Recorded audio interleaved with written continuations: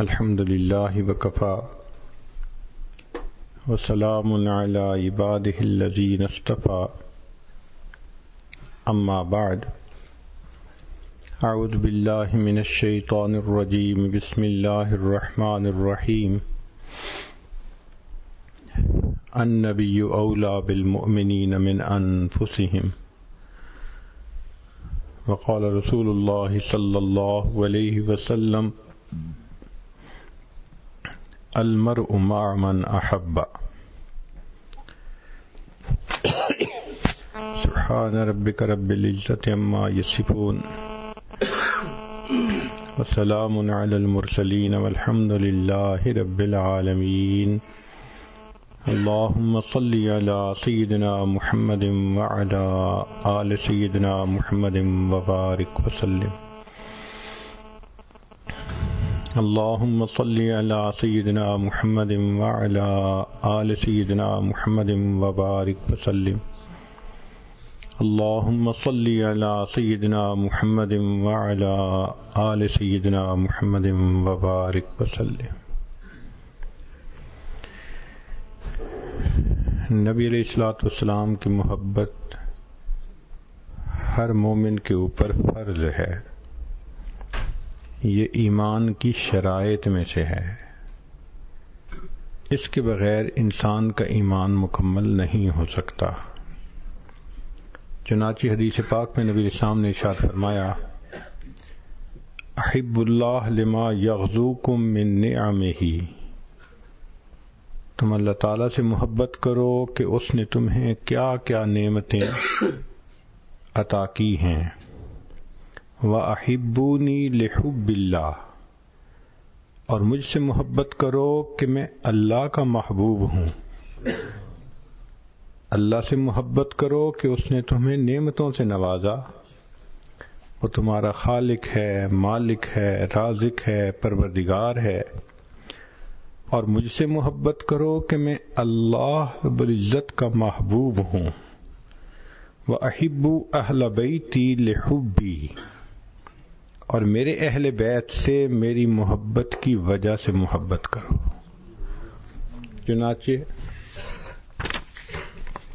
چنانچہ ہر انسان کے دل میں جس نے بھی کلمہ پڑھا، نبی علیہ الصلوۃ والسلام کی سچی پکی محبت کا ہونا لازمی ہے۔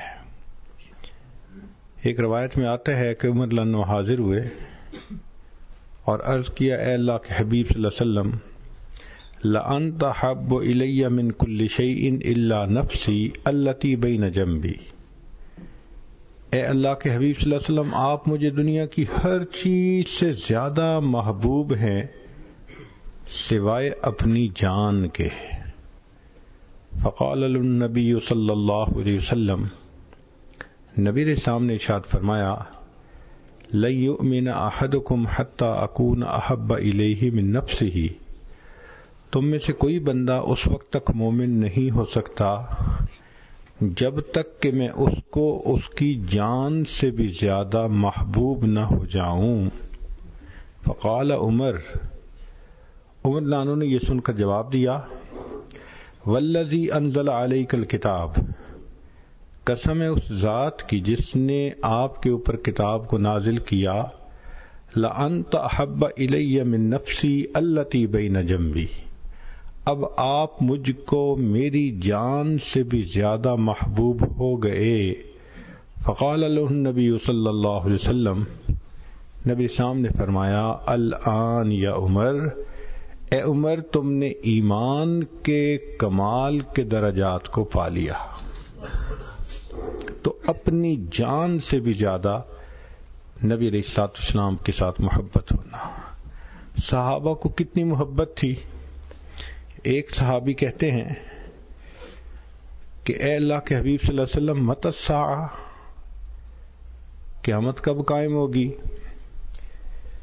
نبی علیہ السلام نے فرمایا، ما اعددت لها، بھئی تو نے قیامت کے لیے کیا تیار کیا ہے؟ قال، کہنے لگے، ما اعددت لها من کثیر صلاۃ ولا صوم ولا صدقۃ، اے اللہ کے حبیب صلی اللہ علیہ وسلم، میں نے کوئی زیادہ نمازیں، روزے اور صدقے والی نیکیاں تو نہیں کی، وَلَٰكِنِّي أُحِبُّ اللَّهَ وَرَسُولَهُ، ہاں میں اللہ اور اس کے رسول صلی اللہ علیہ وسلم سے محبت کرتا ہوں۔ نبی اسلام نے فرمایا انت مع من احببت، تو آخرت میں جنت میں اسی کے ساتھ ہوگا جس سے تو محبت کرے گا۔ صحابہ رضی اللہ عنہم کہتے ہیں کہ ہمیں جتنی خوشی اس حدیث مبارکہ سے ہوئی، ہمیں اتنی خوشی کسی اور حدیث مبارکہ سے نہیں ہوئی، کیونکہ یہ ایک کنفرمیشن تھی کہ ان کے دلوں میں تو نبی علیہ الصلوۃ والسلام کی محبت بھری ہوئی تھی، تو ان کو گویا آخرت میں نبی اسلام کے قدموں میں جگہ ملنے کی خوشخبری مل گئی تھی۔ اب جب بھی کوئی بندہ کہتا ہے کہ مجھے نبی علیہ الصلوۃ والسلام سے محبت ہے، تو اس کی کچھ علامات ہوں گی، کوئی کنفرمیٹری ٹیسٹ ہوگا جس سے پتہ چلے گا کہ بھئی محبت ہے یا نہیں۔ تو ہمارے اکابر نے ان کو کھول کھول کے بیان کیا ہے۔ سب سے پہلی بات توقیرہ و تقدیرہ علیہ الصلاۃ والسلام، کہ جب نبی علیہ الصلوۃ والسلام کی محبت ہے تو دل میں نبی علیہ الصلوۃ والسلام کی عظمت بھی ہونی چاہیے، احترام بھی ہونا چاہیے۔ اللہ رب العزت قرآن مجید میں فرماتے ہیں انا ارسلناک شاہدا ومبشرا ونذیرا لتؤمنوا باللہ ورسولہ وتعزروہ وتوقروہ وتسبحوہ بکرۃ واصیلا۔ چنانچہ صحابہ نبی علیہ السلام کا اتنا احترام کرتے تھے کہ جب مجلس میں بیٹھتے تھے تو کأنما علی رؤوسہم الطیر، اتنے با ادب ہو کر لگتا تھا کہ ان کے سروں پر تو پرندے بیٹھے ہوئے ہیں، اتنے ادب کے ساتھ بیٹھتے تھے۔ چنانچہ ابو ابراہیم فرماتے ہیں واجب علی کل مؤمن، ہر مومن کے اوپر یہ واجب ہے، متا ذکرہ او ذکر عندہ، کہ جب وہ خود نبی علیہ السلام کا تذکرہ کرے یا اس کے سامنے نبی علیہ السلام کا تذکرہ کیا جائے، ان یخضع و یخشع و یتوکر و یسکن من حرکتہ و یأخذ فی ہیبتہ و اجلالہ، کہ ان کے اوپر نبی علیہ الصلوۃ والسلام کا نام نامی اسم گرامی سن کر اثرات ہوں نبی علیہ السلام کی عظمت کے، ہیبت کے، محبت کے، ان کی جلالت شان کے، دیکھنے والا محسوس کرے کہ واقعی اس کے سامنے کسی عظیم ہستی کا نام لیا گیا ہے۔ علماء نے لکھا ہے کہ جس مجلس میں حدیث مبارکہ پڑھائی جائے اس کا بھی ادب اسی طرح کرنا چاہیے جیسے نبی علیہ الصلوۃ والسلام کی مجلس میں ادب کیا جاتا تھا۔ چنانچہ امام مالک رحمۃ اللہ علیہ کے ہاں کوئی آدمی ملنے آتا تو باندی کو بھیج کے پتہ کرواتے کہ کیوں آئے ہو۔ اگر وہ کہتا مسئلہ پوچھنے آیا ہوں تو امام مالک آ جاتے اور اسی حال میں مسئلے کا جواب دے دیتے، اور اگر وہ کہتا کہ میں نبی علیہ السلام کی حدیث سننے آیا ہوں تو امام مالک رحمۃ اللہ علیہ غسل فرماتے، صاف ستھرے کپڑے پہنتے، خوشبو لگاتے، اور پھر ایک جگہ بنائی ہوئی تھی تخت نما، اس کے اوپر بیٹھتے اور اس پر بیٹھ کر نبی علیہ السلام کے ارشاد کو نقل فرماتے۔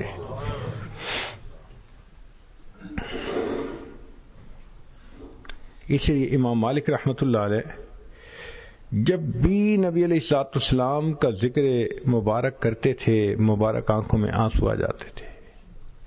ایک مرتبہ بچھو نے ان کو کئی ڈنگ لگائے مگر ان کے حدیث مبارکہ کے پڑھنے میں کوئی فرق نہ آیا، پتہ بھی نہ چلنے دیا کہ مجھے اتنی تکلیف ہو رہی ہے۔ اس محبت کی وجہ سے امام مالک رحمۃ اللہ علیہ کے حالات میں لکھا ہے کہ ان کو ہر رات میں نبی علیہ السلام کی خواب میں زیارت ہوا کرتی تھی۔ ایک مرتبہ امام مالک رحمۃ اللہ علیہ پیدل جا رہے تھے تو کسی نے کہا کہ آپ سواری پہ سوار کیوں نہیں ہو جاتے؟ کہنے لگے کہ یہ وہ جگہ ہے جہاں میرے آقا صلی اللہ علیہ وسلم پیدل چلے، اب مالک کو یہ زیب نہیں دیتا کہ وہ جانور کے سموں سے ان پاؤں کے نشانات کو کچل دے۔ اس کا اتنا ادب فرمایا کرتے تھے۔ دوسری علامت ہے عدم التقدیم بین یدیہ وغض الصوت عندہ، کہ نبی علیہ الصلوۃ والسلام کے سامنے آواز کو بلند نہ کرے اور ان کے سامنے کسی کام میں پہل نہ کرے۔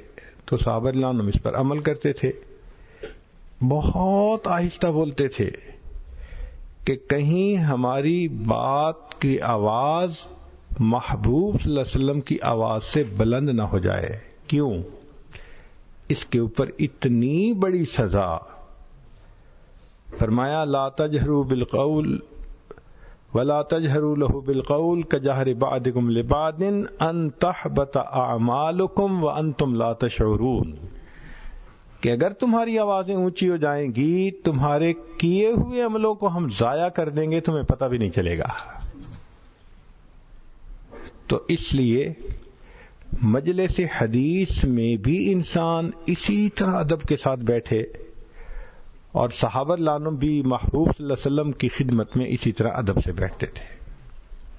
پھر ایک تیسری علامت اعظام جمیع اسبابہ و اکرام مشاہدہ و امکنتہ من مکہ والمدینہ،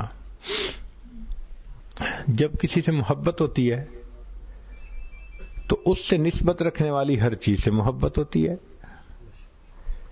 چنانچہ نبی علیہ الصلوۃ والسلام کی محبت کی یہ پہچان کہ انسان کو اس دیش سے محبت ہوگی جہاں اللہ کے حبیب صلی اللہ علیہ وسلم نے اپنی زندگی کا وقت گزارا، مکہ مکرمہ سے محبت ہونا، مدینہ طیبہ سے محبت ہونا، یا آپ صلی اللہ علیہ وسلم کے منہ مبارک ہوں اگر کہیں اس سے محبت کا ہونا، یا کوئی چیز جو نبی علیہ السلام سے منسوب ہو تو اس کے ساتھ محبت کا اظہار، یہ گویا نبی علیہ الصلوۃ والسلام کے ساتھ محبت کا اظہار ہے۔ چنانچہ امام مالک رحمۃ اللہ علیہ فرماتے ہیں کہ ایک بندے نے مجھے کمان دکھائی اور دکھاتے ہوئے کہا کہ اس کمان کو نبی علیہ الصلوۃ والسلام نے چھوا ہے، ہاتھوں میں لیا ہے، مبارک ہاتھوں میں۔ تو کہتے ہیں جب سے میں نے یہ بات سنی ما مسست القوس بیدی الا علی طہارۃ منذ بلغنی ان النبی صلی اللہ علیہ وسلم اخذ القوس بیدہ، کہ جب مجھے پتہ چل گیا کہ نبی علیہ السلام نے اس کمان کو اپنے ہاتھوں میں تھاما ہے، میں نے اس کے بعد اس قوس کو، اس کمان کو کبھی بے وضو ہاتھ نہیں لگایا تھا۔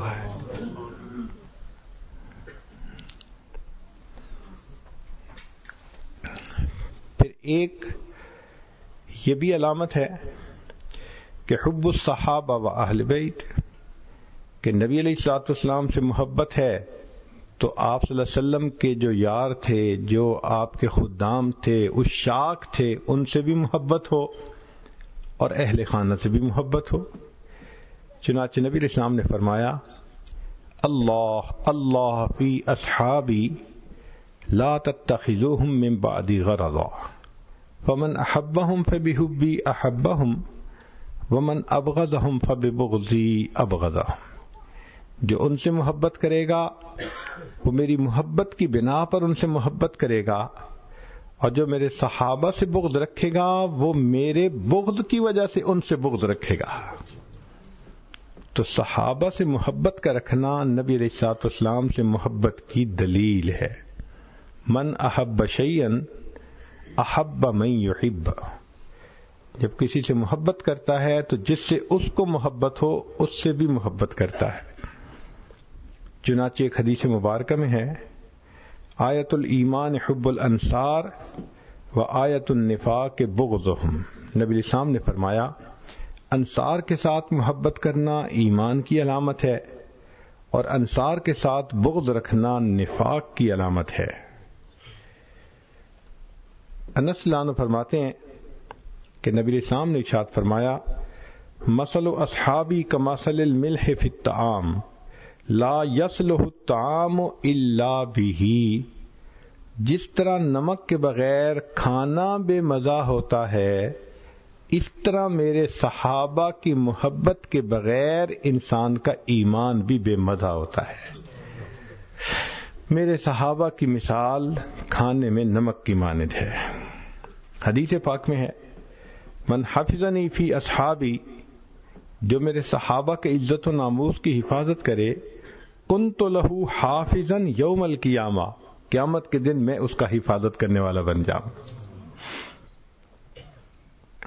ایک حدیث پاک میں ہے من حفظنی فی اصحابی ورد علی الحوض، جو میرے صحابہ کی عزت و ناموس کی حفاظت کرے وہ میرے پاس حوض کوثر پہ آ جائے۔ ومن لم یحفظنی فی اصحابی لم یرد علی الحوض، اور جو میرے صحابہ کی عزت و نماز کی حفاظت نہ کرے وہ حوض کوثر پہ میرے پاس ہی مت آئے۔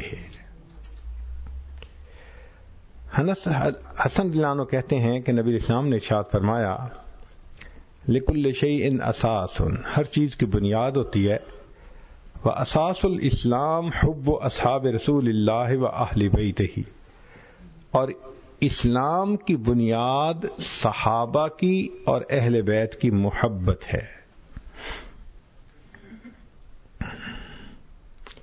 عبداللہ بن مبارک رحمۃ اللہ علیہ فرماتے تھے خصلتان، دو ایسی خصلتیں ہیں من کانت فیہ نجا، کہ جس بندے کے اندر یہ دونوں پیدا ہو جائیں وہ نجات پا جاتا ہے، الصدق و حب اصحاب محمد صلی اللہ علیہ وسلم، ایک تو انسان کے اندر سچ آ جائے اور دوسرا صحابہ رضی اللہ عنہم کی محبت نہ آ جائے۔ چنانچہ ابو سختیانی رحمۃ اللہ علیہ ایک بزرگ گزرے ہیں، وہ فرمایا کرتے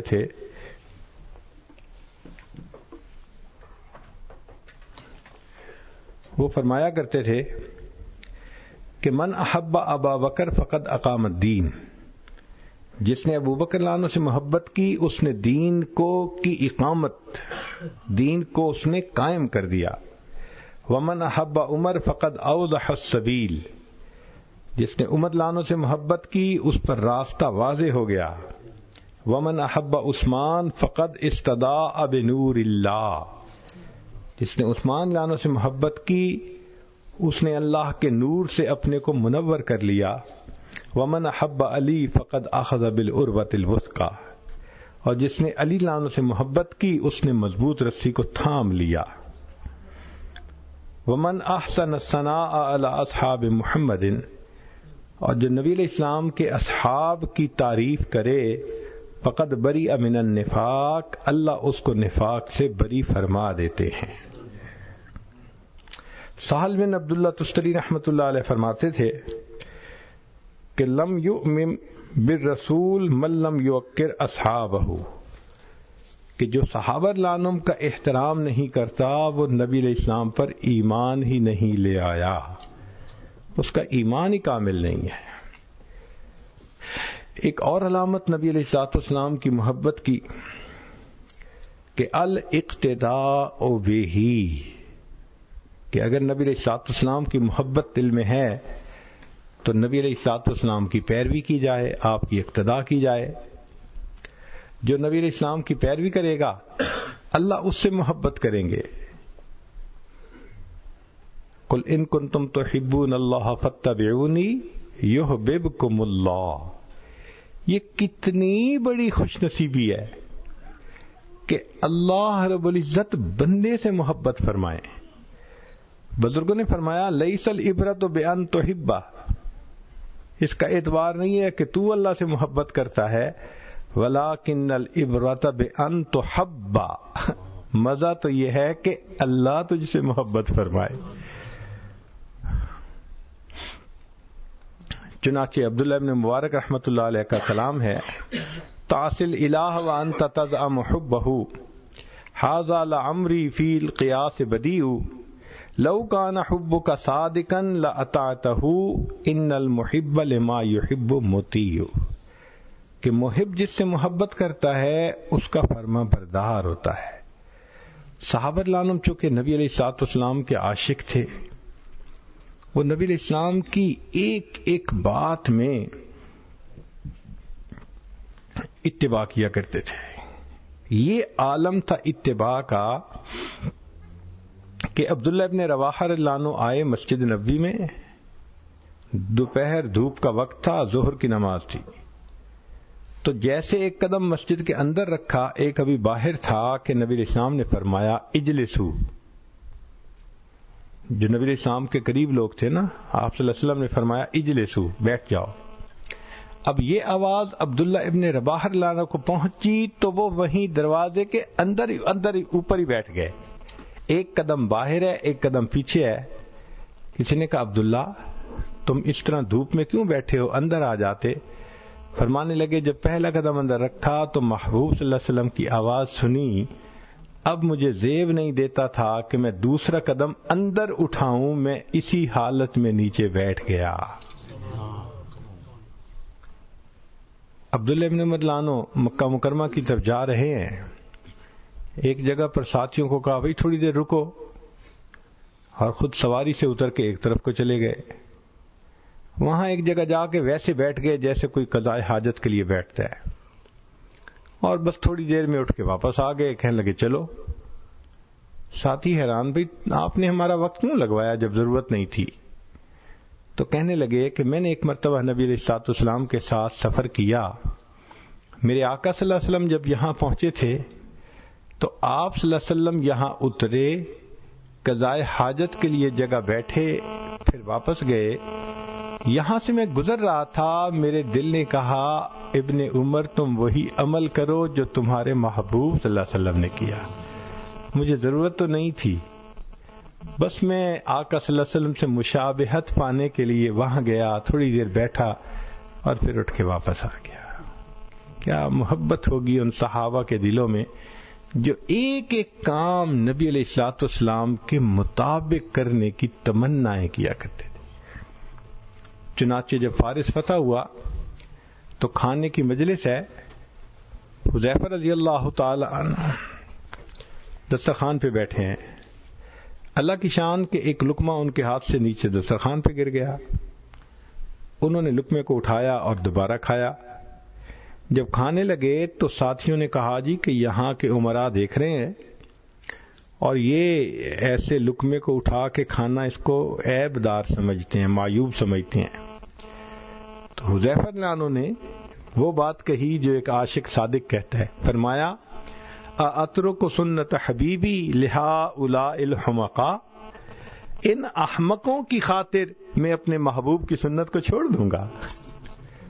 کتنی محبت ہوگی ان کے دل میں نبی علیہ الصلوۃ والسلام کی سنت کی پیروی کرنے کی۔ ہمارے قریب کے زمانے میں بھی اللہ کے نیک بندوں کی ایک جماعت گزری ہے جن کو نبی علیہ الصلوۃ والسلام کے ساتھ بہت محبت تھی، اور وہ جماعت تھی ہمارے اکابر حضرات علماء دیوبند کی جماعت۔ ایک ایک بزرگ کی زندگی کو دیکھیے، آپ کو اتباع سنت میں کمال نظر آئے گا۔ چنانچہ اس جماعت کے جو بزرگ تھے بڑے، حضرت مولانا قاسم نانوتوی رحمۃ اللہ علیہ، ان کو ایک مرتبہ حاکم وقت نے گرفتار کرنے اور پھانسی لٹکانے کا حکم دے دیا، تو ان کے پاس پولیس والا آیا اور پوچھنے لگا کہ قاسم کہاں ہیں؟ تو وہ جہاں کھڑے تھے اس جگہ سے ہٹ گئے اور کہنے لگے ابھی تو یہیں تھے۔ ایسی بات کی کہ سچ بھی ہو اور مصیبت بھی ٹل جائے، یہ ان کی ذہانت تھی۔ کہنے لگے ابھی تو یہیں تھے، تو وہ پولیس والا سمجھا کہ بھئی ابھی کہیں گئے ہوں گے، تو وہ ڈھونڈنے نکل گیا، تو حضرت وہاں سے چلے گئے۔ لوگ یہ سمجھے کہ اب چونکہ ان کی پھانسی کا حکم ہو چکا، شاید بقیہ زندگی ان کو روپوشی کی حالت میں گزارنی پڑے، لیکن تیسرا دن ختم ہوا تو قاسم نانوتوی رحمۃ اللہ پھر مسجد میں، لوگوں نے کہا کہ حضرت آپ کے تو پھانسی کا حکم ہو چکا، پولیس پکڑ لے گی، پھانسی چڑھا دے گی۔ تو فرمایا کہ میں نے اپنے آقا صلی اللہ علیہ وسلم کی مبارک زندگی میں نظر دوڑائی مجھے غار ثور کی 3 راتوں کی روپوشی کے سوا کوئی اور ایسی بات نظر نہیں آئی. میں بھی 3 دن رات روپوش رہا کہ سنت پر عمل ہو جائے.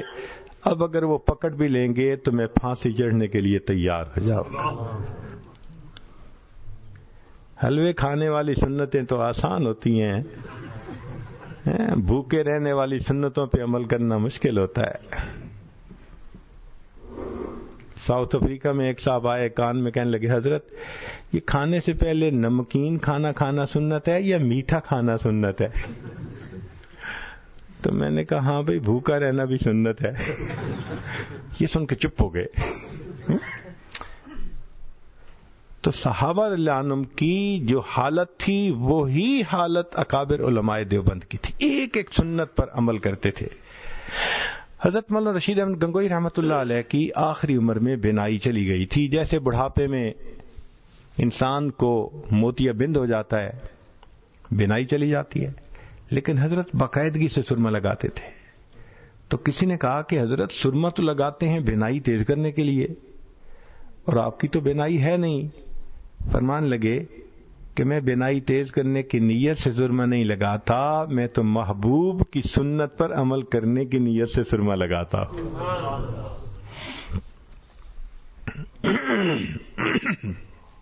چنانچہ حضرت شیخ الہند رحمۃ اللہ علیہ جیل میں تھے، تو جیل میں انہوں نے وہاں کے قیدیوں کو قرآن پڑھانا شروع کر دیا.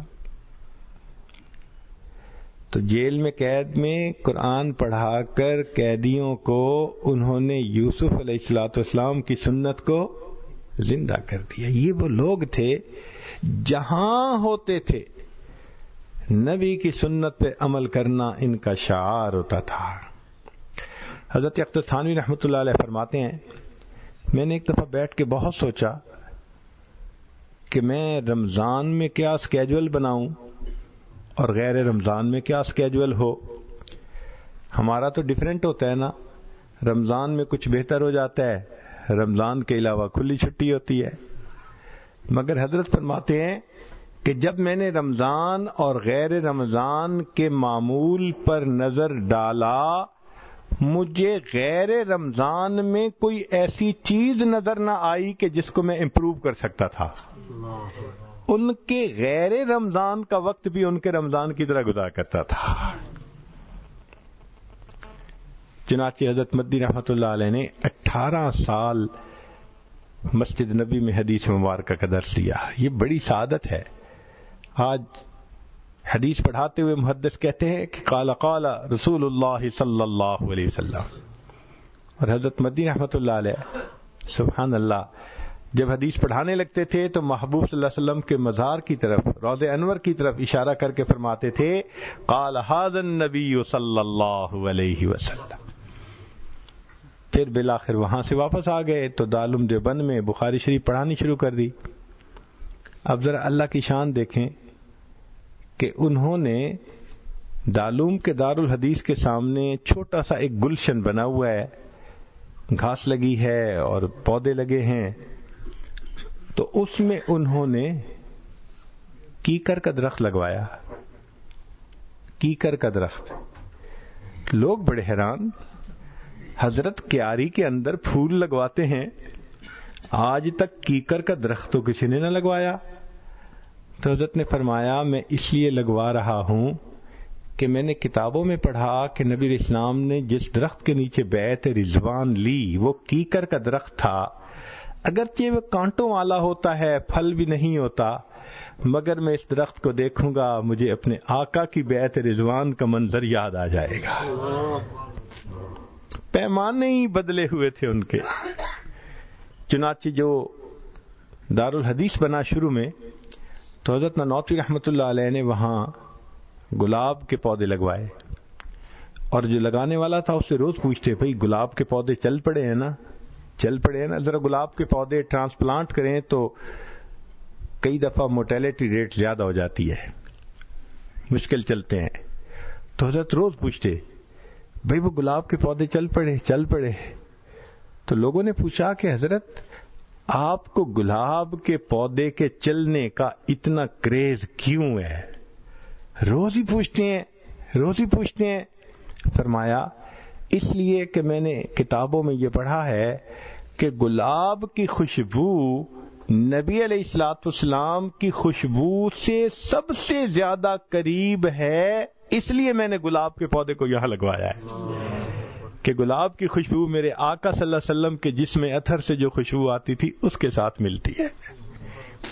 پیمانہ ہی اور تھا ان کا، ہر چیز میں نبی علیہ الصلوۃ والسلام کی ذات بابرکات کی اتباع ان کے سامنے ہوا کرتی تھی. تو یہ ایک ایسی جماعت تھی جن کو اللہ رب العزت نے اتباع سنت میں کمال عطا کیا تھا. یہی وجہ ہے کہ ان کا فیض آج پوری دنیا کے اندر پھیلا ہوا ہے. ایک اور علامت ہے نبی علیہ الصلوۃ والسلام کی محبت کی کہ بغض من ابغض اللہ ورسولہ. آپ نے ایک ماں کو دیکھا ہوگا کہ اس کا بیٹا ہونا تو جو بچے سے محبت کرے تو وہ بھی اس بندے کو پسند کرتی ہے، اور جو اس کے بچے کو محبت نہ کرے وہ بھی اس کو ناپسند کرتی ہے. ہم نے دیکھا سگی بہنیں آپس میں خیال رکھتی ہیں کہ یہ میری بہن میرے بیٹے کو پیار نہیں کرتی، وہ مجھے اچھی نہیں لگتی. یعنی بیٹے کی محبت مجبور کر دیتی ہے کہ جو بیٹے سے محبت کرے اس کی محبت ہو، جو اس سے محبت نہ کرے اس کی محبت نہ ہو. تو نبی علیہ الصلوۃ والسلام کی محبت کا بھی یہی معاملہ کہ جو نبی علیہ السلام سے محبت کرے ہمارے دلوں میں اس کی محبت ہو، اور جو نبی علیہ الصلوۃ والسلام سے بغض رکھے تو ہمارے دلوں میں اس کے لیے وہی معاملہ ہو. چنانچہ اس کی مثال دیکھنی ہو، ام حبیبہ رضی اللہ تعالیٰ عنہ ام المومنین ہے. ایک موقع پہ ان کے والد ابو سفیان مشرکین مکہ کے نمائندے بن کر مدینہ طیبہ میں آئے. تو وقت تھا تو انہوں نے سوچا چلو میں بیٹی کو سلام کر لوں، حال احوال پوچھ لوں. تو ام حبیبہ لانا کے اندر کمرے میں آ گئے، والد تھے. جب بیٹھنے لگے تو ام حبیبہ لانا نے جلدی سے بستر لپیٹ دیا. تو وہ بڑے حیران ہوئے، آخر قریش مکہ تھے، سردار تھے اپنے علاقے کے. کہنے لگے بیٹی باپ کے آنے پہ بستر بچھاتے ہیں، بستر لپیٹتے تو نہیں ہیں، تم نے یہ کیا کیا؟ تو بیٹی نے جواب دیا ابو آپ نے ٹھیک کہا کہ باپ کے آنے پہ بستر بچھاتے ہیں، مگر مجھے یہ زیب نہیں دیتا کہ میرے آقا میرے محبوب صلی اللہ علیہ وسلم کا بستر ہو اور اس کے اوپر ایک مشرک آ کر بیٹھ جائے، اس لیے میں نے بستر کو لپیٹ دیا ہے.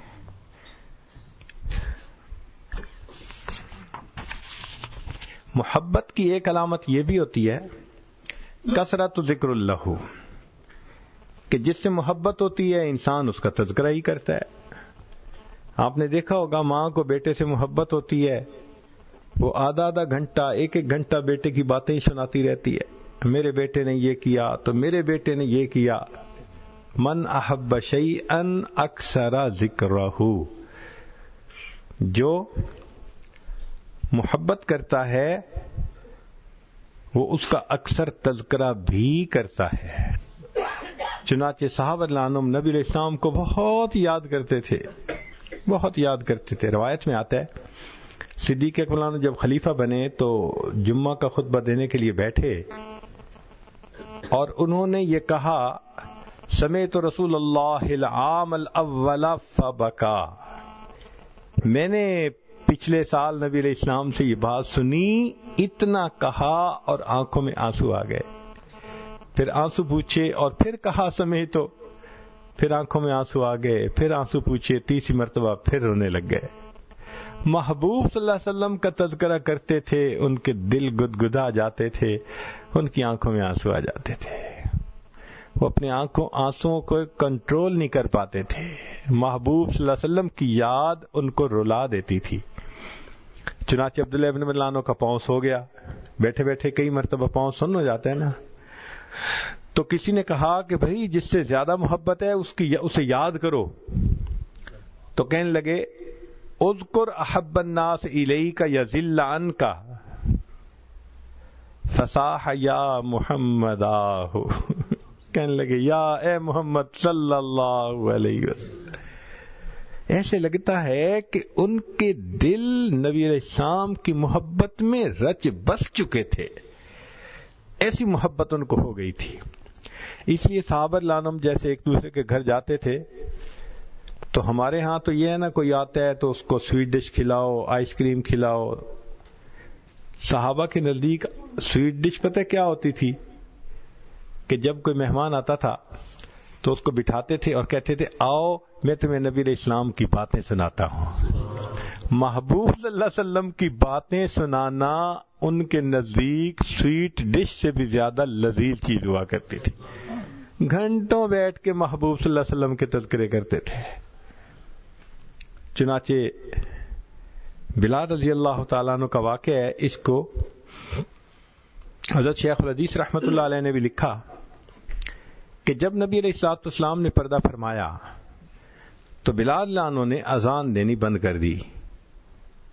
کہنے لگے کہ پہلے میں اذان دیتا تھا تو نبی علیہ الصلوۃ والسلام کا دیدار بھی کرتا تھا، اب میں اگر اذان دوں گا اور دیدار نہ کر سکوں گا تو یہ چیز مجھ سے برداشت نہیں ہو سکے گی۔ چنانچہ ہجرت کر کے شام چلے گئے۔ بلاد شام کی طرف ہجرت کرنے کے مستقل فضائل ہیں، حدیث پاک سے ثابت ہے۔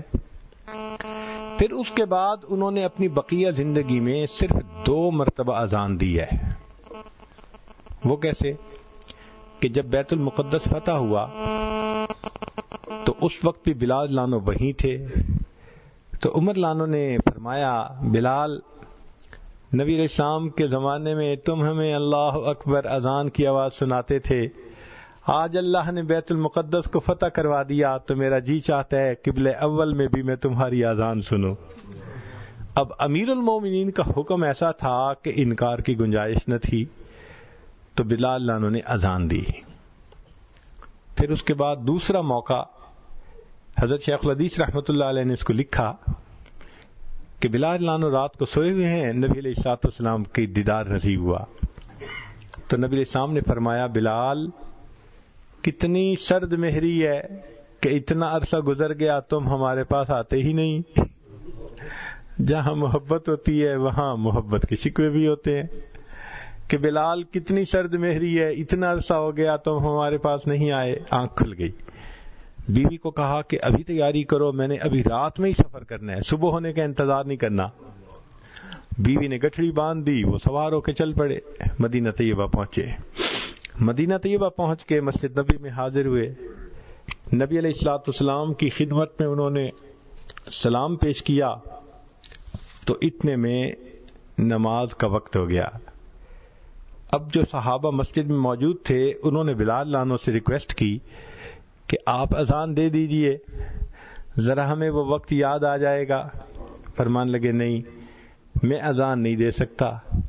اتنے میں 2 شہزادے آگے، سیدنا حسن لانو اور سیدنا حسین رضی اللہ تعالیٰ عنہ۔ اب حسنین کریمین نے بھی کہا کہ ہمیں نانا جان کے زمانے کی آواز سنا دیجئے۔ اب 2 شہزادوں کی فرمائش ایسی بات تھی کہ انکار کی گنجائش نہ تھی، تو بلال لانو نے اذان دینی شروع کر دی۔ جب انہوں نے کہا نا اللہ اکبر اور صحابہ کے کانوں میں وہ آواز پڑی جو آواز وہ محبوب صلی اللہ علیہ وسلم کے زمانے میں سنا کرتے تھے، تو نبی علیہ السلام کی یاد نے جوش مارا۔ مرد مسجد میں رونے لگ گئے، آنکھوں میں آنسو ہیں، اور جو قریب کے گھروں میں عورتوں نے آواز سنی تو انہوں نے اپنی چادریں اپنے سروں پہ لیں، پردے کیے، اور اپنے بچوں کو لے کے وہ بھی مسجد نبی کے دروازے پہ آ گئیں کہ یہ آواز کہاں سے آ رہی ہے۔ اب عجیب منظر ہے، مسجد کے اندر مرد رو رہے ہیں اس آواز کو سن کے جو محبوب کے زمانے میں سنا کرتے تھے، اور مسجد کے باہر عورتیں رو رہی ہیں۔ اذان تو ختم ہو گئی، مگر معاملہ اور زیادہ نازک اس وقت بنا جب ایک 3-4 سال کا بچہ اپنی امی سے کہنے لگا امی اتنے عرصے کے بعد بلال لانو تو واپس آ گئے، بتاؤ نبی علیہ السلام کب واپس آئیں گے؟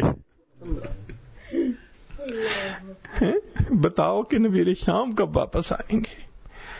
تو صحابہ لانو نبی علیہ السلام کو کثرت سے یاد کرتے تھے، اور یہ محبت کی علامت تھی۔ 8ویں علامت کثرت شوق ہی الی لقائہ، کہ جب کسی سے محبت ہوتی ہے تو پھر اس سے ملاقات کی تمنا رہتی ہے ہر وقت۔ تو آخرت میں ملاقات کی تمنا ہونا یہ ہر بندے کے، ہر مومن کے دل کی ایک تمنا ہوتی ہے۔ چنانچہ ابو ہریرہ رضی اللہ عنہ فرماتے ہیں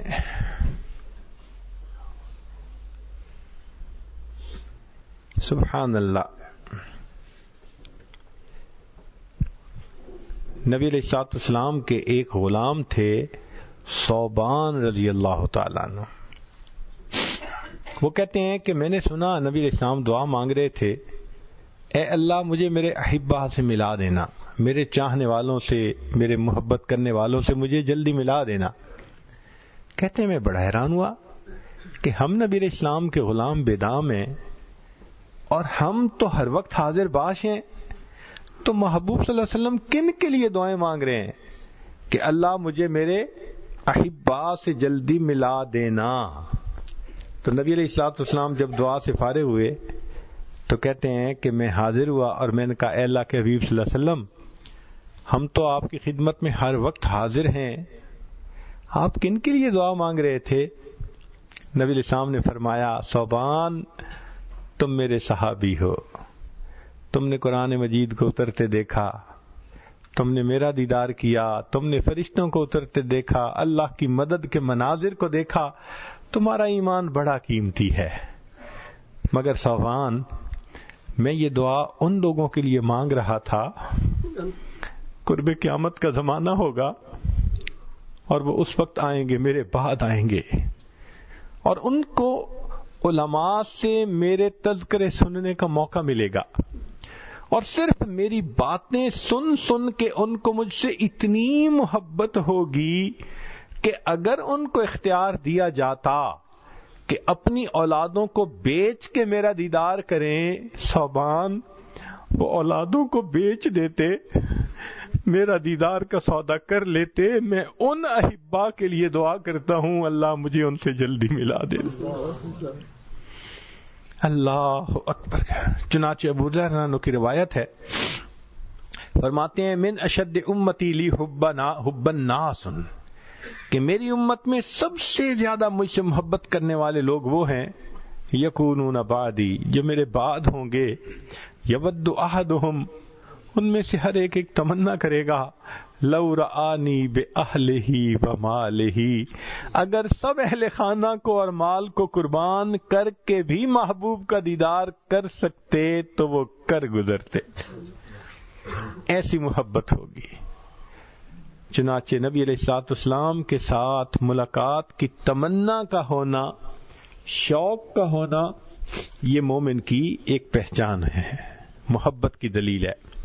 عبدہ رضی اللہ عنہ فرماتی ہیں کہ میرے والد خالد بن میدان رات کو جب بستر پر لیٹتے تو نبی علیہ الصلوۃ والسلام اور صحابہ کو یاد کر کے کہتے، ہم اصلی و فصلی و الیہم یحن قلبی طال شوقی الیہم فعجل رب قبضی الیک، وہ میرے اصل ہیں اور میرے فصل ہیں، ان کی ملاقات کے لیے میرا دل تڑپتا ہے، اللہ میری روح کو قبض کر لیجئے، مجھے جلدی ان کے ساتھ ملا دیجئے۔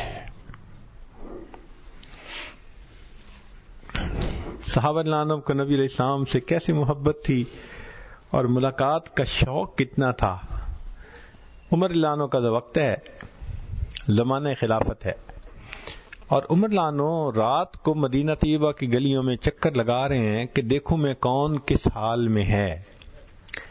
ایک مکان کے قریب سے گزرنے لگے تو کچھ آواز آئی، سننے لگے کیا معاملہ ہے۔ ایک بوڑھی عورت شعر پڑھ رہی تھی جو اس نے نبی علیہ الصلوۃ والسلام کی محبت میں لکھے تھے، علی محمد صلاۃ الابرار صلی علیہ الطیبون الاخیار، یا لیت شعری والمنایا اتوار، هل تجمعنی وحبیب الدار۔ اب اس نے جب شعر پڑھا، عمر عنہ نے سنا تو اپنے آپ پہ قابو نہ رکھ سکے، دروازہ کھٹکھٹایا. بڑھیا نے اندر سے پوچھا من انت, کون ہے؟ رات ہے, اندھیرا ہے, تنہائی ہے, میرا دروازہ کون کھٹکھٹا رہا ہے؟ تو جواب میں کہا کہ امیر المومنین عمر ابن الخطاب. اس نے فوراً دروازہ کھول دیا. اہلا وسہلا, امیر المومنین اندر تشریف لائیے. تو عمر لانو نے اندر قدم رکھا, زمین پر بیٹھ گئے. اس نے کہا امیر المومنین چارپائی پر بیٹھیے. تو فرمانے لگے میں چارپائی پر نہیں بیٹھوں گا جب تک تم میری ایک تمنا کو پورا نہیں کرو گی. وہ کہنے لگی امیر المومنین میں بوڑھی عورت کیا تمنا آپ کی پوری کر سکتی ہوں؟ تو عمر لانو نے فرمایا کہ ابھی آپ نے جو نبی علیہ السلام کی محبت میں لکھے ہوئے اپنے اشعار پڑھے ہیں نا, تو اس میں آپ نے یہ کہا کہ اللہ مجھے اور میرے حبیب صلی اللہ علیہ وسلم کو جنت میں اکٹھا کر دینا.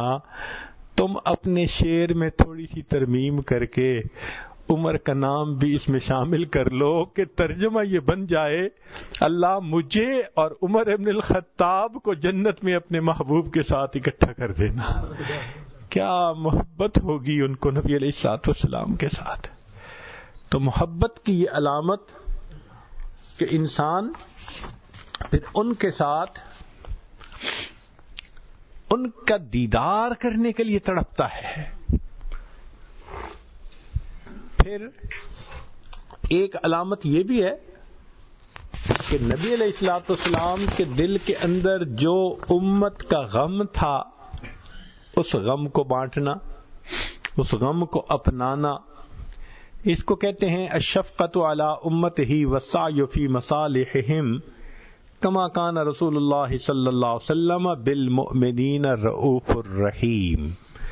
کہ جس طرح نبی علیہ الصلوۃ والسلام امت کے اوپر رؤوف الرحیم تھے تو بندے کو بھی امت کا غم ہو. حدیث پاک میں ہے جس کے دل میں امت کا غم نہیں وہ میری امت میں سے نہیں. تو نبی علیہ الصلوۃ والسلام کو امت کا غم تھا. سبحان اللہ سبحان اللہ. ایک حدیث مبارکہ ذرا سن لیجئے, کیا عجیب بات فرمائی ہے نبی علیہ السلام نے.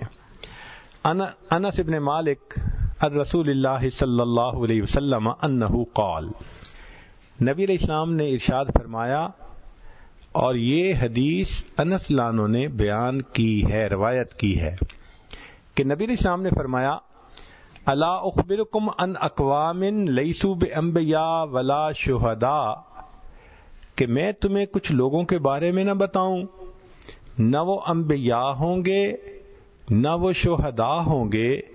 یغبط یوم القیامت الانبیاء والشہداء بمنازلہم من اللہ عز وجل, قیامت کے دن جو اللہ ان کو مقام دیں گے اس مقام پر انبیاء اور شہداء بھی رشک کر رہے ہوں گے.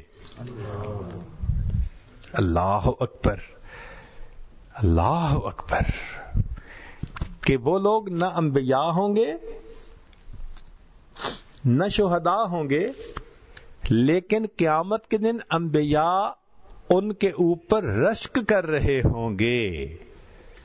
علی منابر من نور یکونون علیہا, وہ نور کے ممبروں پر ہوں گے. قالوا ومن ہم, صحابہ نے پوچھا اللہ کے حبیب صلی اللہ علیہ وسلم وہ کون ہوں گے؟ قال, نبی علیہ السلام نے فرمایا الذین یحببون عباد اللہ الی اللہ, کہ وہ لوگ جو اللہ کے بندوں کو اللہ کا محبوب بناتے ہیں. وَيُحَبِّبُونَ اللَّهَ إِلَىٰ عِبَادِهِ, اور اللہ کو بندوں کا محبوب بناتے ہیں. وَهُمْ يَمْشُونَ عَلَى الْأَرْضِ نُصَحًّا, اور وہ زمین کے اندر نصیحت کرنے والے, دین کی دعوت دینے والے بن کر چلتے ہیں. قالوا قلنا, کہتے ہیں کہ ہم نے پھر ایک اور کاؤنٹر کوسچن پوچھا. یحببون اللہ الی عباد اللہ, اللہ کو بندوں کا محبوب بنانا یہ بات تو سمجھ میں آتی ہے. فکیف یحببون عباد اللہ الی اللہ, بندوں کو اللہ کا محبوب کیسے بناتے ہیں؟ نبی الاسلام نے فرمایا یأمرونہم بحب اللہ وینہونہم یعنی اما کرہ اللہ, کہ وہ لوگوں کو اللہ کی محبت کی باتیں کرتے ہیں، جس سے اللہ نے منع کیا اس سے روکتے ہیں۔ فَإِذَا أَطَاعُوهُمْ، جب وہ اس پر عمل کرتے ہیں، أَحَبَّهُمُ اللَّهُ، اللہ کے محبوب بن جاتے ہیں۔ تو جو دنیا میں اللہ کے بندوں کے دلوں میں اللہ کی محبت پیدا کرے، اس میں خوشخبری ہے علماء کے لیے، خطباء کے لیے اور دین کا کام کرنے والے سب لوگوں کے لیے، کہ جو لوگوں کو غفلت سے نکال کے اللہ کی طرف لاتے ہیں، وہ اللہ کو بندوں کا محبوب بناتے ہیں، اللہ کی عظمتیں، اللہ کی رحمت، نعمتیں بیان کر کر کے بندوں کے دل میں اللہ کی محبت پیدا کر دیتے ہیں۔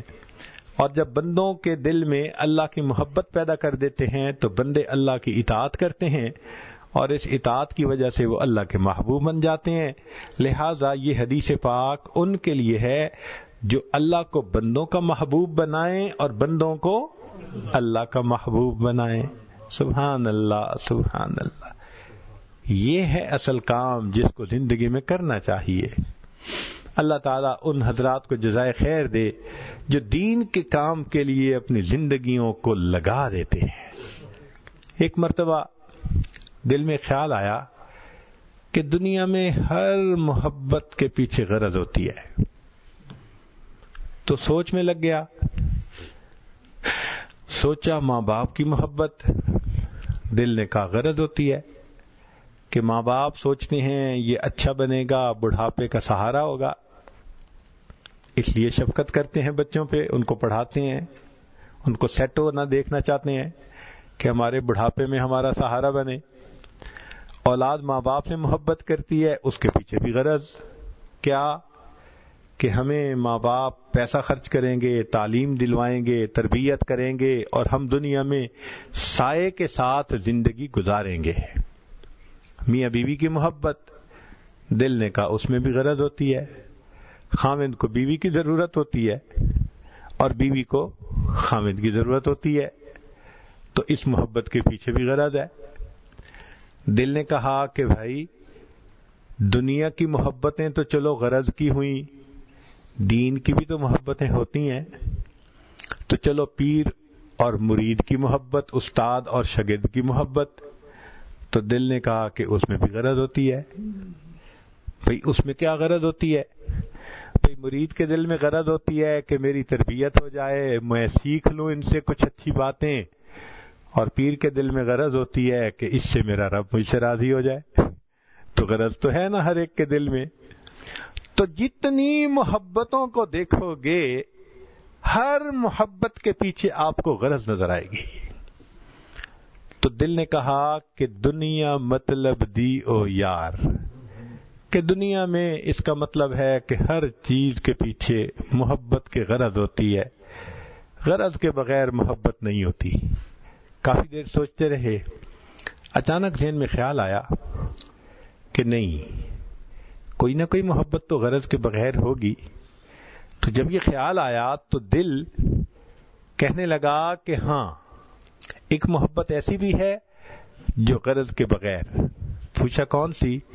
اس نے کہا کہ اس محبت کو سمجھنے کے لیے تمہیں 1400 سال پیچھے جانا پڑے گا۔ رات کا وقت ہے، اندھیرا ہے، تنہائی ہے، ایک ہستی سجدے میں ہے، اتنا لمبا سجدہ، امتی رب امتی رب امتی، اتنا لمبا سجدہ کہ عائشہ رضی اللہ عنہا فرماتی ہیں مجھے خیال آنے لگا کہ کہیں میرے آقا صلی اللہ علیہ وسلم کی روح پرواز تو نہیں کر گئی۔ میں نے انگوٹھے کو ہلایا کہ زندگی کے آثار تو نظر آتے ہیں نا، اتنا لمبا سجدہ کیا۔ تو دل نے کہا کہ یہ جو سجدہ کرنے والی ہستی اللہ کے سامنے اتنا لمبا رو رہی ہے، فریاد کر رہی ہے، ان کو تو امت سے کوئی غرض نہیں۔ کیوں کہ ان کو قرآن میں اللہ نے خوشخبریاں دو دے دی تھیں، لِيَغْفِرَ لَكَ اللَّهُ مَا تَقَدَّمَ مِن ذَنبِكَ وَمَا تَأَخَّرَ، اے میرے محبوب صلی اللہ علیہ وسلم آپ کے اگلے اور پچھلے گناہوں کو معاف کر دیا۔ اور دوسری خوشخبری دی تھی فَلَسَوْفَ يُعْطِيكَ رَبُّكَ فَتَرْضَىٰ، تیرا رب تجھے اتنا نوازے گا کہ تو بس کرے گا۔ جب اللہ نے اپنی رضا کی خوشخبری دے دی تو اب انہیں امت سے کوئی غرض تو نہیں ہے نا کہ ان کی وجہ سے اللہ راضی ہوں گے. اللہ نے تو راضی ہونے کی خوشخبری دے دی, تو اب کیوں رو رہے ہیں؟ تو دل نے کہا کہ امت کے اوپر شفقت کی وجہ سے رو رہے ہیں. جو محبت تھی دل میں, جو کڑھن تھی دل میں, اس کی وجہ سے رو رہے ہیں. کوئی ماں باپ اپنی اولاد کے لیے سالوں نہیں روتا. اللہ کے حبیب صلی اللہ علیہ وسلم اپنی امت کے لیے 23 سال روتے رہے, 23 سال روتے رہے. اور حدیث پاک میں آتا ہے کہ جب ملک الموت لینے کے لیے آئے تو آ کر عرض کیا, اے اللہ کے حبیب صلی اللہ علیہ وسلم, اللہ نے آپ کو یاد کیا ہے. تو نبی علیہ السلام نے فرمایا, ملک الموت ذرا پوچھ کے یہ مجھے بتاؤ کہ میرے بعد میری امت کا کیا ہوگا. اللہ تعالیٰ نے جواب دیا, میرے محبوب صلی اللہ علیہ وسلم کو بتا دو, ہے میرے محبوب, ہم تمہارے بعد تمہاری امت کو تنہا نہیں چھوڑیں گے. نبی علیہ السلام نے فرمایا, ملک الموت میں اللہ سے ملاقات کے لیے حاضر ہوں. تو جس کے دل میں نبی علیہ السلام کی محبت ہوتی ہے, پھر اس کے دل میں امت کے اوپر شفقت ہوتی ہے, اس کو امت کی اصلاح کی فکر ہوتی ہے, ہدایت کی محنت میں بندہ لگا ہوا ہوتا ہے, اس کو چین نہیں آتا, وہ سارا دن اس کام میں گزارتا ہے. اور ایسے لوگوں کی راتیں بھی ان کے دنوں کی مانے دعا کرتی ہے. رب انی دعوت قومی لیلا و نہارا, وہ اس کا مصداق بن کے زندگی گزارتے ہیں. پھر ایک آخری علامت کہ جس کو نبی علیہ الصلوۃ والسلام سے بہت محبت ہو, کثرت الصلاۃ علیہ السلام, تو وہ نبی علیہ الصلوۃ والسلام کے اوپر کثرت سے درود شریف پڑھتا ہے. یہ محبت کی علامت ہے. چنانچہ درود شریف کے بارے میں ذرا کچھ بات کی تفصیل ہو جائے تو اچھا ہے کہ رب کریم نے تو حکم فرما دیا, ان اللہ و ملائکتہ یصلون علی النبی یا ایھا الذین آمنوا صلوا علیہ وسلموا تسلیما. تو ہمیں چاہیے کہ ہم درود شریف پڑھا کریں, اللہم صلی علی سیدنا محمد وعلی آل سیدنا محمد وبارک. اس کے فضائل کتنے ہیں. سید القراء ابن ابی کعب نانو کہتے ہیں کہ ایک صحابی آئے اور نبی علیہ السلام سے پوچھنے لگے, کم اجعل لک من صلاتی, اے اللہ کے نبی صلی اللہ علیہ وسلم, میں آپ پہ کتنا درود شریف پڑھا کروں. قال ما شئت, فرمایا جتنا تو چاہے. اس نے کہا میں چوتھا حصہ درود شریف پڑھوں گا. فرمایا اگر زیادہ پڑھے گا تو تجھے زیادہ فائدہ. اس نے کہا اے اللہ کے نبی صلی اللہ علیہ وسلم, میں تیسرا حصہ آپ کے اوپر درود شریف پڑھوں گا. فرمایا زیادہ پڑھے گا تو زیادہ فائدہ. اس نے کہا آدھا وقت میں آپ کے اوپر درود شریف پڑھوں گا. فرمایا زیادہ پڑھے گا تو زیادہ فائدہ. اے اللہ کے نبی صلی اللہ علیہ وسلم, میں 3 حصے وقت آپ پہ درود شریف پڑھوں گا. آپ صلی اللہ علیہ وسلم نے فرمایا کہ تو اور پڑھے گا تو تجھے اور زیادہ فائدہ ہوگا. اس نے کہا اجعل لک دعائی کلہ, اے اللہ کے نبی صلی اللہ علیہ وسلم, میں پورا وقت آپ کے اوپر درود شریف پڑھنے میں ہی گزار دوں گا. فقال صلی اللہ علیہ وسلم, یہ سن کے نبی علیہ السلام نے فرمایا, اذن یغفر ذنبک, اللہ تیرے گناہوں کو معاف کر دیں گے, وتکفی ہمک, اور تیرے غموں کو اللہ ہٹا دیں گے. اگر تو ہر سارا وقت ہی مجھ پر درود شریف پڑھتا رہے گا, تیرے گناہ معاف کر دیے جائیں گے, تجھ سے تیرے غم ہٹا دیے جائیں گے. عمر بن الخطاب لانو فرماتے ہیں, الدعاء والصلاة معلق بین السماء والارض, دعا اور نماز آسمان اور زمین کے درمیان معلق رہتی ہے. فلا يصعد الى الله منه شيء حتى يصلى على النبي صلی اللہ علیہ وسلم, وہ اوپر نہیں جاتی جب تک نبی علیہ السلام پر درود شریف نہ پڑھا جائے. اس لیے فرمایا الدعاء بین الصلاتین لا يرد, جس دعا سے پہلے درود شریف پڑھا جائے بعد میں پڑھا جائے, اللہ اس دعا کو رد نہیں فرماتے.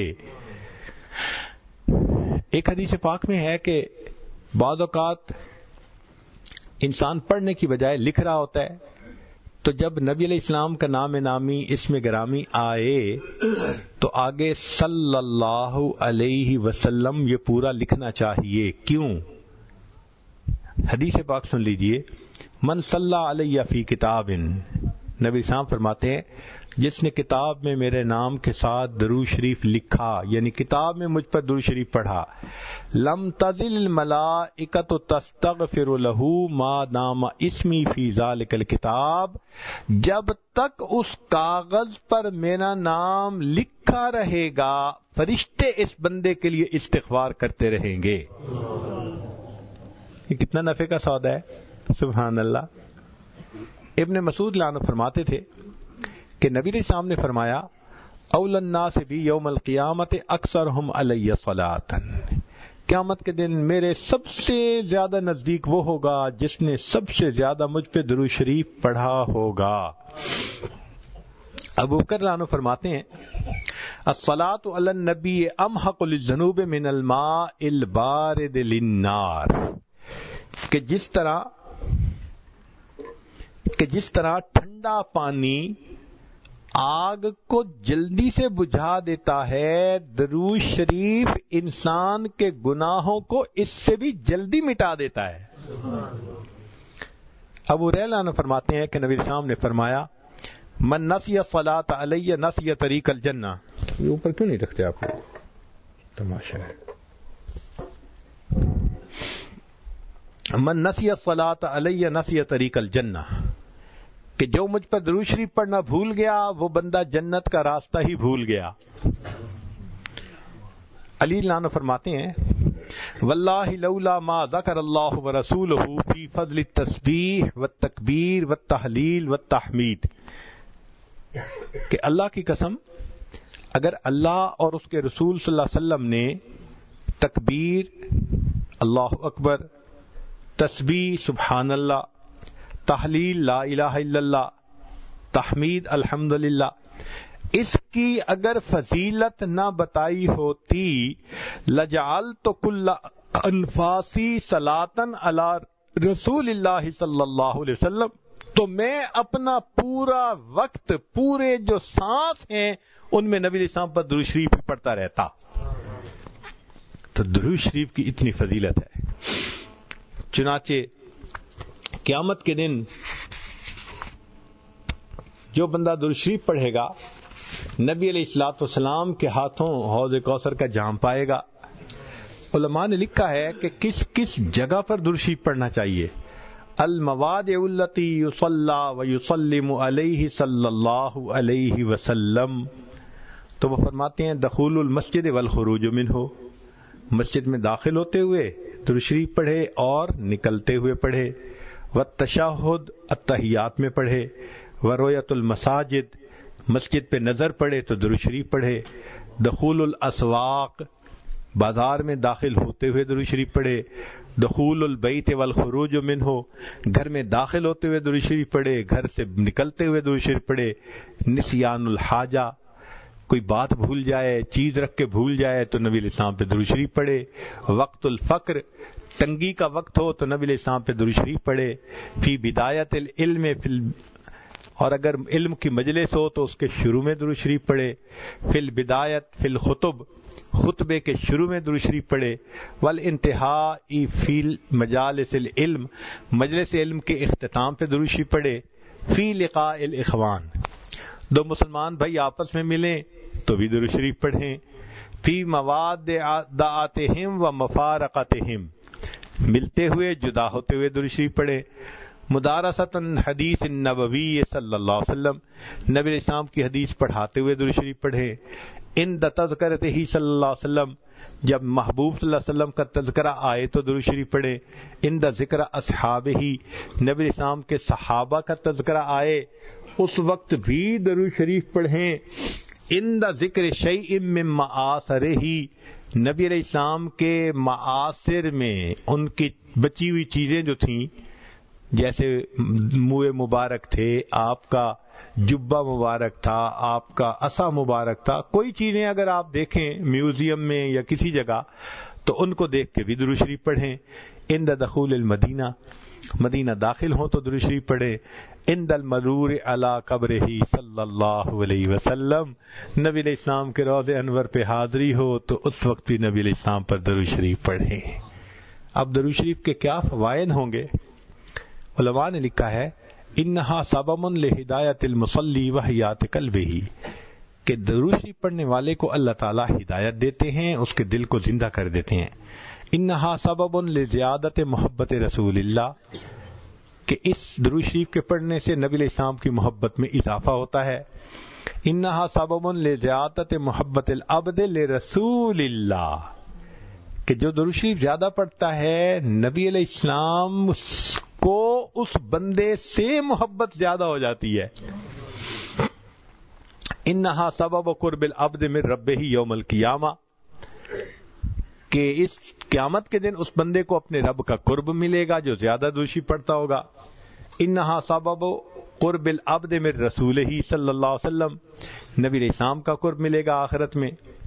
انہا اداء لشیء من حقہ، نبی علیہ السلام کے حقوق ادا کرنے میں سے یہ بھی ہے کہ انسان درود شریف پڑھے، گویا یہ حق ادا کرنے والا شمار ہوگا۔ انہا سبب مغفرت الذنوب، یہ درود شریف مغفرت ذنوب کا ذریعہ بنتا ہے۔ انہا سبب کفایت اللہ عبدہ ما اہمہ، جو درود شریف کثرت سے پڑھتا ہے اللہ اس کے غموں کو ہٹا دیتا ہے، اس کے لیے کافی ہو جاتا ہے۔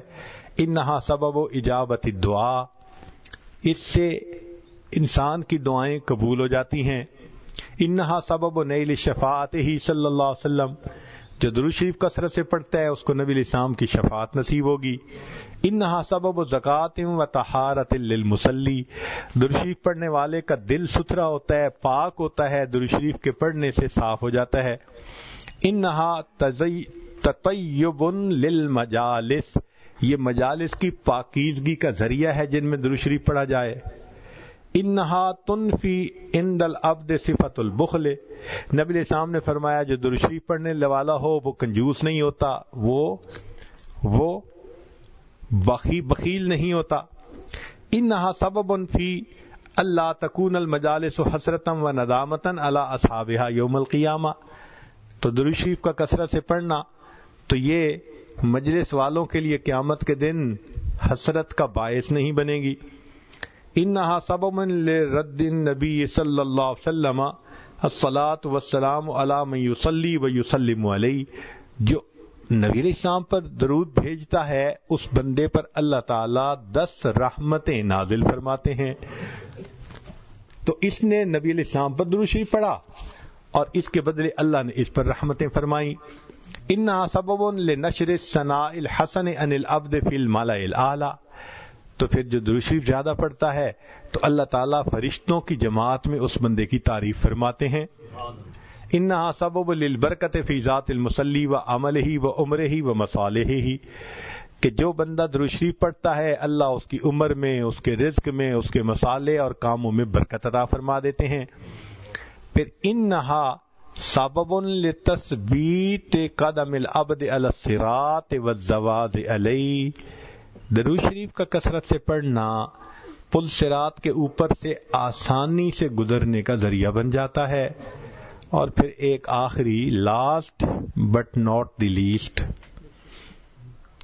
انہا سبب لثقل کفۃ المیزان، کہ درود شریف قیامت کے دن میزان کے پلڑے کے بھاری ہونے کا سبب بن جائے گا۔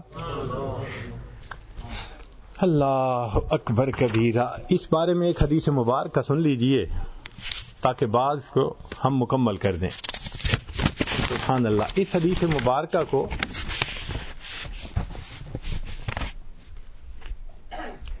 ابن ابی دنیا نے اور نمیری نے فی کتاب الاعلام اس میں نقل فرمایا ہے۔ علامہ جلال الدین سیوطی رحمۃ اللہ علیہ نے التذکرہ میں بھی اس حدیث کو نقل کیا ہے۔ حدیث بہت توجہ سے سننے والی ہے۔ فرماتے ہیں کہ نبی علیہ السلام نے فرمایا ان لآدم علیہ السلام من اللہ عز وجل موقفا فی فسح من العرش علیہ ثوبان اخضران، کہ قیامت کے دن نبی علیہ السلام کے قیامت کے دن آدم علیہ السلام کو اللہ تعالیٰ عرش کے سامنے ایک جگہ عطا فرمائیں گے، علیہ ثوبان اخضران، ان کے اوپر 2 سبز کپڑے ہوں گے، یعنی جیسے نیلے کپڑے کی یونیفارم ہوتی ہے تو اس دن آدم علیہ السلام نے 2 سبز کپڑے اوڑے ہوئے ہوں گے۔ کأنہ نخلۃ سحوق، لمبا قد ہوگا آدم علیہ السلام کا جیسے کھجور کا درخت اونچا ہوتا ہے. اتنا لمبا قد کیوں ہوگا؟ ینظر الی من ینطلق بہ من والدہ الی الجنہ، کہ جب مجمع زیادہ ہو نا تو اندر کیا ہو رہا ہے پتہ نہیں چلتا. تو اللہ تعالیٰ آدم علیہ السلام کو اونچا قد دے دیں گے. وہ قیامت کے دن سارے انسانوں کے اعمال کیسے تل رہے ہیں اس کو بھی دیکھیں گے، اور پھر جس کو جنت لے جائیں گے یا جس کو جہنم لے جائیں گے اس کو بھی وہ بیٹھے دیکھ رہے ہوں گے. فبینما آدم علی ذالک، آدم علیہ السلام اس حال میں ہوں گے، اذ نظر الی رجل من امت محمد صلی اللہ علیہ وسلم، کہ وہ امت محمد صلی اللہ علیہ وسلم کے ایک بندے کو دیکھیں گے، ینطلق بہ الی النار، کہ اس کو آگ کی طرف فرشتے کھینچ کے جہنم کی طرف لے جا رہے ہوں گے. فینادی آدم علیہ السلام یا احمد یا احمد، آدم علیہ السلام پکاریں گے اے احمد صلی اللہ علیہ وسلم، اے احمد. تو احمد نبی علیہ الصلوۃ والسلام کا نام نامی اس میں گرامی ہے. فیقول علیہ الصلوۃ والسلام، جب نبی علیہ السلام اپنا نام سنیں گے تو فوراً کہیں گے لبیک یا ابا البشر، اے بشر کے باپ لبیک میں حاضر ہوں. فیقول، آدم علیہ السلام کہیں گے ھذا رجل من امتی کا، یہ آپ کی امت کا ایک بندہ ہے، ینطلق بہ الی النار، جس کو فرشتے کھینچ کے جہنم کی طرف لے جا رہے ہیں. قال صلی اللہ علیہ وسلم، نبی علیہ السلام فرماتے ہیں فاشد المئزرہ، میں اپنی تہبند کو کس کے باندھ لوں گا. عربوں میں یہ ایک مقولہ تھا کہ جب کسی بڑے اہم کام کے لیے قدم اٹھانا ہوتا تھا نا، کہتے تھے میاں تہبند کس کے باندھ لو. مقصد یہ تھا کہ ہمت کے ساتھ، ارادے کے ساتھ قدم اٹھاؤ. تو نبی علیہ السلام فرماتے ہیں کہ میں اپنی چادر کو کس کے باندھ لوں گا. وَأَسْرَعُ فِي أَثَرِ الْمَلَائِكَةِ، اور میں ملائکہ کے پیچھے ذرا تیزی سے چلوں گا. فَأَقُول، اور میں کہوں گا یا رسول ربی قفو، اے میرے رب کے نمائندو رک جاؤ.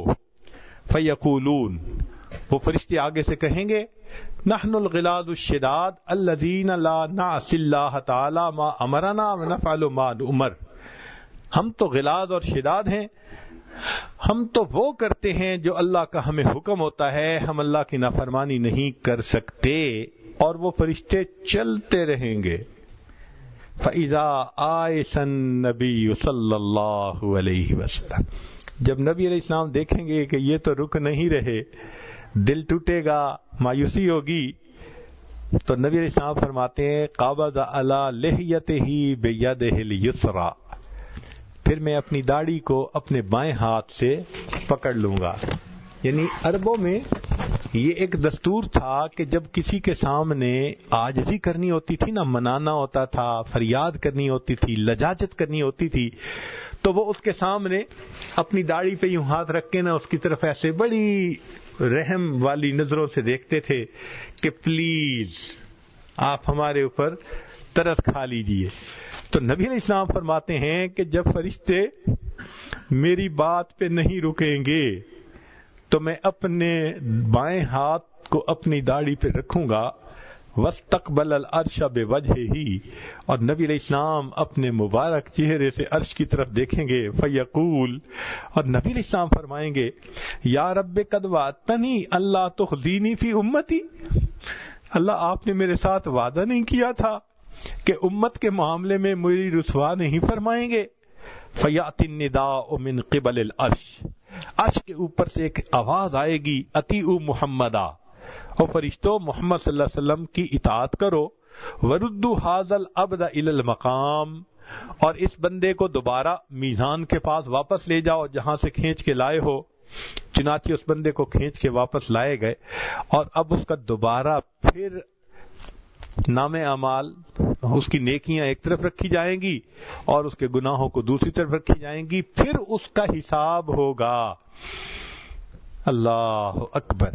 فیخرج صلی اللہ علیہ وسلم، اب گناہ زیادہ ہوں گے، نیکیاں تھوڑی ہوں گی، تو نبی علیہ الصلوۃ والسلام اپنے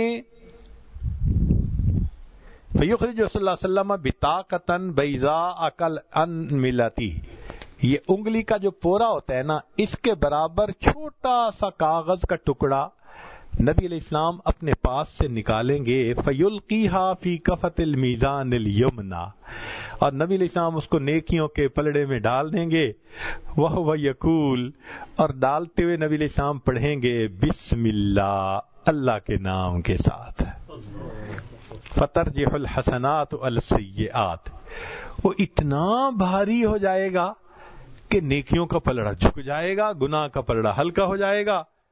جیسے ہی جھک جائے گا تو اس وقت فیناد المنادی، فرشتہ اعلان کرے گا، سعد و سعد جدہ، یہ تو کامیاب ہو گیا، اس کے جد بھی کامیاب ہو گئے، یہ تو پاس ہو گیا، تو جنت میں جائے گا۔ جب اس کے پاس ہونے کا اور سعید ہو جانے کا اعلان ہوگا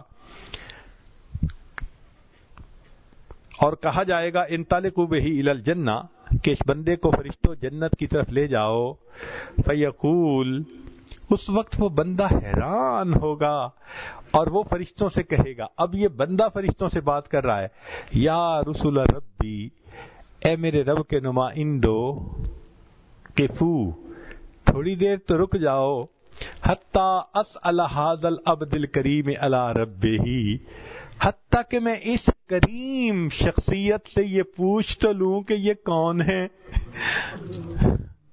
وہ فرشتوں سے یہ کہے گا کہ تم مجھے جنت لے جا رہے ہو، تھوڑی دیر رکو، مجھے پوچھنے تو دو نا کہ یہ کون ہے کہ جنہوں نے جہنم سے راستہ میرا بدلوا کر جنت کا راستہ بنوا دیا۔ چنانچہ وہ فرشتے تھوڑی دیر رکیں گے تو وہ نبی علیہ الصلوۃ والسلام سے کہے گا، یا بے ابی انت و امی، آپ کے اوپر میرے ماں باپ قربان، ما احسن وجہ کا، آپ کا چہرہ کتنا خوبصورت ہے، اللہ اکبر کبیرہ۔ وہ بندہ کہے گا کہ آپ کے اوپر میرے ماں باپ قربان، آپ کا چہرہ کتنا خوبصورت ہے، وَأَحْسَنَ خَلْقُكَ مَنْ أَنْتَ، اور آپ کے اخلاق کتنے اچھے ہیں، آپ کون ہیں۔ اس وقت فقد اقلتنی اسرتی، آپ نے میری لغزشوں کو کم کروا دیا، ورحمت عبرتی، اور میرے غموں کو مٹا دیا۔ فیقول علیہ الصلوۃ والسلام، نبی علیہ السلام جواب میں فرمائیں گے، انا نبیک محمد، میں محمد صلی اللہ علیہ وسلم تمہارا نبی ہوں، وہذہ صلاتک التی کنت تصلی علی، اور یہ وہ درود شریف ہے جو تو دنیا میں میرے اوپر پڑھا کرتا تھا، وفیتکھا احوج ما تکون الیہا، اس درود کا بدلہ تجھے اس وقت ملا جب تجھے اس کی بڑی ضرورت تھی، اور اللہ نے اس کی برکت سے تجھے جنت عطا فرما دی۔ آج ہم اپنے آسانیوں میں نبی علیہ الصلوۃ والسلام کی ذات بابرکات پر درود شریف پڑھتے رہیں۔ کتنے لوگ ڈرائیونگ کر کے جاتے ہیں، آتے ہیں، درود شریف پڑھ سکتے ہیں، اس دوران گھنٹوں پڑھ سکتے ہیں، غفلت کی وجہ سے نہیں پڑھتے۔ اللہ تعالی ہماری اس غفلت کو معاف فرمائے اور ہمیں نبی علیہ السلام پر کثرت سے درود شریف پڑھنے کی توفیق عطا فرمائے۔ سلام اس پر کہ جس نے بے کسوں کی دستگیری کی، سلام اس پر کہ جس نے بادشاہی میں فقیری کی، سلام اس پر کہ جس کے گھر میں چاندی تھی نہ سونا تھا، سلام اس پر کہ ٹوٹا بوریا جس کا بچھونا تھا، سلام اس پر جو سچائی کی خاطر دکھ اٹھاتا تھا، سلام اس پر جو بھوکا رہ کے اوروں کو کھلاتا تھا، سلام اس پر کہ جس نے خون کے پیاسوں کو قبائیں دیں، سلام اس پر کہ جس نے گالیاں سن کر دعائیں دیں، سلام اس پر کہ جس نے فضل کے موتی بکھیرے ہیں، سلام اس پر بروں کو جس نے فرمایا کہ میرے ہیں، سلام اس پر بروں کو جس نے فرمایا کہ میرے۔ اللہ تعالی ہمیں اپنے حبیب صلی اللہ علیہ وسلم کی سچی محبت عطا فرمائے۔ وآخر دعوانا ان الحمد للہ رب العالمین۔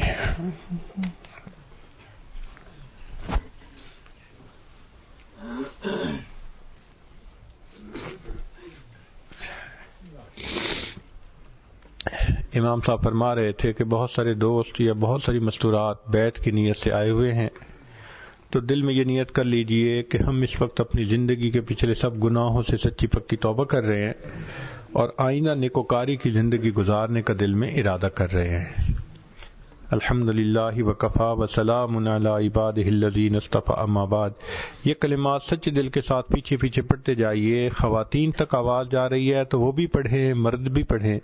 بسم اللہ الرحمن الرحیم، لا الہ الا اللہ محمد الرسول اللہ، آمنت باللہ وملائکتہ وکتبہ ورسلہ والیوم الآخر والقدر خیرہ وشرہ من اللہ تعالی والبعث بعد الموت، آمنت باللہ کما ہوا باسمائہ وصفاتہ وقبلت جمیع احکامہ اقرار باللسان وتصدیق بالقلب، اشہد ان لا الہ الا اللہ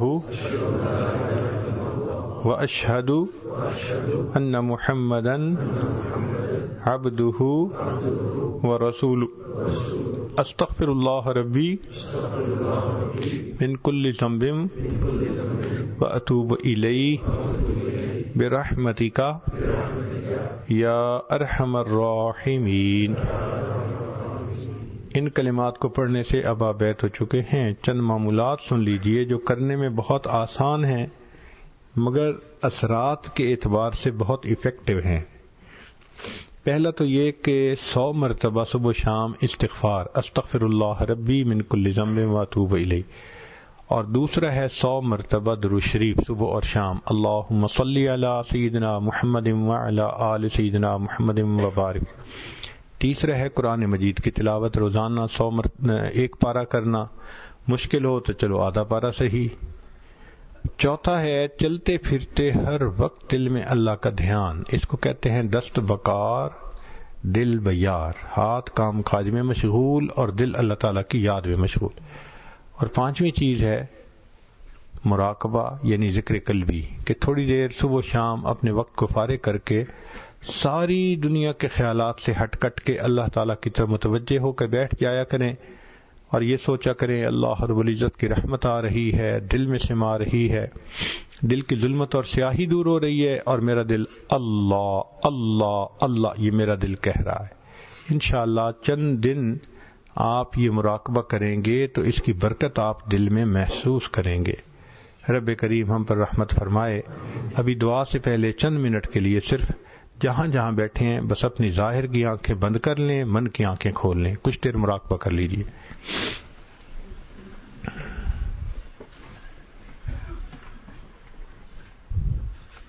انسان جب اپنے اندر جھانکتا ہے اسے اپنی اصل تصویر نظر آتی ہے۔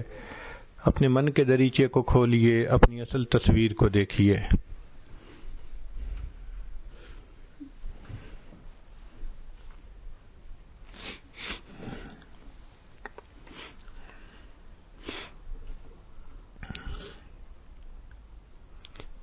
اپنے دامان شفاعت میں چھپائے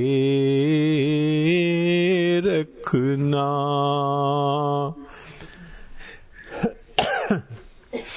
اپنے دامان شفاعت میں چھپائے رکھنا، میرے سرکار میری بات بنائے رکھنا، میں نے مانا کہ گناہگار ہوں پر آپ کا ہوں، میں نے مانا کہ کہ گناہگار ہوں پر آپ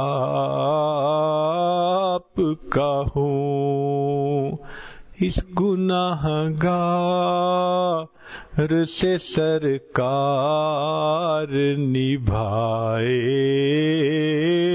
رکھنا،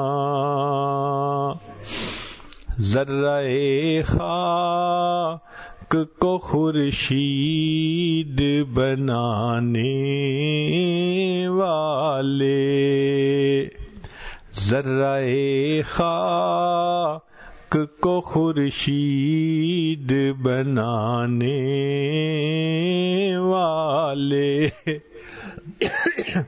خاک ہوں میں مجھے قدموں سے لگائے رکھنا، ذرہ خاک کو خورشید بنانے والے، خاک ہوں میں مجھے قدموں سے لگائے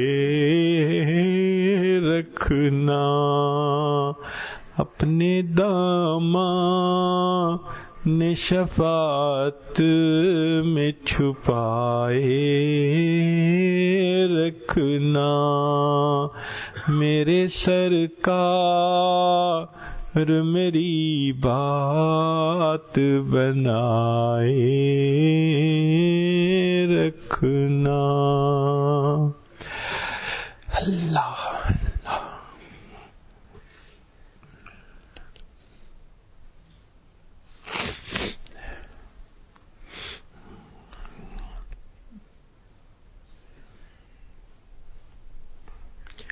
لا الہ الا اللہ محمد، دعا کر لیجئے، سبحان ربی العلی الوہاب، اللہم صلی علی سیدنا محمد وعلی آل سیدنا محمد وبارک وسلم۔ کریم آقا، ہم آپ کے عاجز مسکین بندے ہیں، ہمارے گناہوں کو معاف فرما، خطاؤں سے درگزر فرما، عیبوں کی پردہ پوشی فرما۔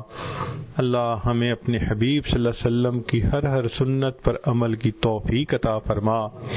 اللہ ہمارے دلوں میں اپنے حبیب صلی اللہ علیہ وسلم کی سچی پکی محبت عطا فرما۔